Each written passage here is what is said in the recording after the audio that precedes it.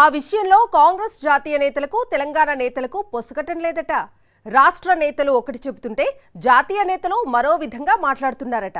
అధిష్టానం వాదన తెలంగాణ కాంగ్రెస్ నేతలకు మింగుడు పట్టం లేదని సమాచారం. రాష్ట్ర నేతలు చెబుతున్న దాన్ని ఢిల్లీ నేతలు పట్టించుకోవటం లేదట. అలా అయితే కష్టమే అని అంటున్నారట రాష్ట్ర నేతలు. ఇంతకీ కాంగ్రెస్ లో ఏం జరుగుతోంది? Watch the story. అతి త్వరలోనే జూబ్లీహిల్స్ ఉప ఎన్నిక నోటిఫికేషన్ రాబోతున్నది. ఈ నేపథ్యంలో ప్రధాన రాజకీయ పార్టీల అభ్యర్థులు ఎవరు అనేది ఆసక్తికరంగా మారింది. ముఖ్యంగా అధికార కాంగ్రెస్ లో ఈ చర్చ విస్తృతంగా జరుగుతున్నట్టు సమాచారం. గత అసెంబ్లీ ఎన్నికల్లో కాంగ్రెస్ తరపు నుంచి జూబ్లీహిల్స్ అభ్యర్థిగా పోటీ చేశారు ప్రముఖ క్రికెటర్ అజారుద్దీన్. ఆ ఎన్నికల్లో ఆయన బీఆర్ఎస్ అభ్యర్థి మాగంటి గోపీనాథ్ చేతిలో ఓడిపోయారు. అనంతరం కొంతకాలానికి ఎమ్మెల్యే మాగంటి గోపీనాథ్ అకాల మరణం చెందారు. దాంతో జూబ్లీహిల్స్ సెగ్మెంట్ కు ఉప ఎన్నిక నిర్వహించవలసిన పరిస్థితి వచ్చింది అనే విషయం తెలిసిందే. ఈ నేపథ్యంలో మరలా తనకు అదే సీటు ఇవ్వాలి అని అజారుద్దీన్ పట్టుబడుతున్నట్టు సమాచారం.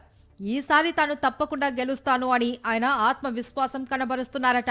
అయితే ఆ సీటుకు పలువురు నేతల నుంచి పోటీ ఉండటంతో టికెట్ ఎవరికి ఇస్తారు అనేది తెలంగాణ కాంగ్రెస్ లో ఆసక్తికరంగా మారింది. నేతలు ఎవరికి వారు జూబ్లీహిల్స్ సీటు తమదే అని చెప్పుకుంటూ ఉండటంతో ఉప ఎన్నిక అభ్యర్థి విషయం పార్టీ చూసుకుంటుందని, దీనిపై ఎవరూ మాట్లాడకూడదు అని, కాదు కూడదు అని అంటే అలాంటి నేతలపై చర్యలు ఉంటాయని ఇప్పటికే పీసీసీ చీఫ్ మహేష్ కుమార్ గౌడ్ హెచ్చరించారు. దీంతో జూబ్లీహిల్స్ కాంగ్రెస్ అభ్యర్థి ఎవరు అనే విషయంపై కాంగ్రెస్ నేతల మధ్య బహిరంగ చర్చలు ప్రస్తుతానికి ఆగిపోయాయి.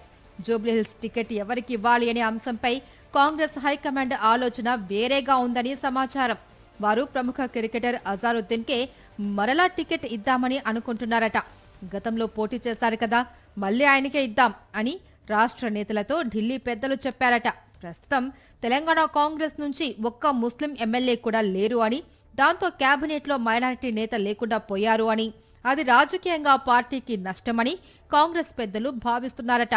ఈసారి అజారుద్దీన్ ని గెలిపించి అన్ని అనుకూలిస్తే ఆయనకు మంత్రి పదవి ఇవ్వాలి అనేది ఢిల్లీ పెద్దల ఆలోచన అని గాంధీ భవన్ వర్గాల ద్వారా అందుతున్న సమాచారం. హైకమాండ్ వ్యూహాన్ని రాష్ట్ర కాంగ్రెస్ పెద్దలు అంగీకరించడం లేదు అని అంటున్నారు.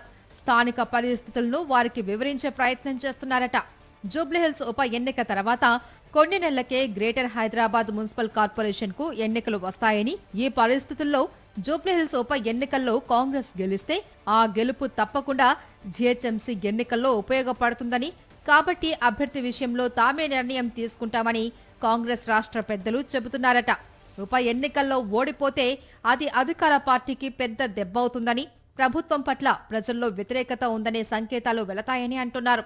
జూబ్లీహిల్స్ నియోజకవర్గంలో ఎక్కువ శాతం మైనారిటీ ఓట్లున్నాయని, ప్రస్తుత పరిస్థితుల్లో మైనారిటీలందరూ కాంగ్రెస్ తో ఉన్నారు అని తెలంగాణ కాంగ్రెస్ పెద్దలు హైకమాండ్ కు వివరించారట.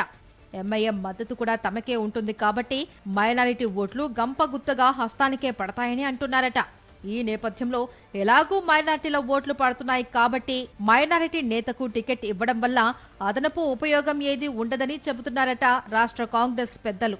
అంతేకాదు, మైనారిటీ నేతను నిలబెడితే దాన్ని బీజేపీ అవకాశంగా తీసుకుని లబ్ధి పొందుతుంది కాబట్టి ఆ అవకాశాన్ని కాషాయ పార్టీకి ఇవ్వకూడదు అని అంటున్నారట.